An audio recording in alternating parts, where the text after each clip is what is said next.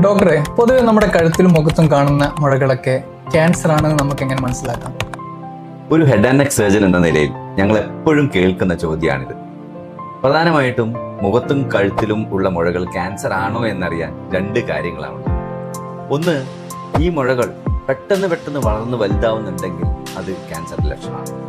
രണ്ടാമതായി, ഈ മുഴകളുടെ കൂടെ തന്നെ വേറെ എന്തെങ്കിലും സിംറ്റം ഉണ്ടെങ്കിൽ, പ്രത്യേകിച്ചും വായിലോ തൊണ്ടയിലോ ഉള്ള മുറിവുകളോ അൾസറുകളോ വേദനകളോ ചിലപ്പോൾ ക്യാൻസറിന്റെ ലക്ഷണമാവാം.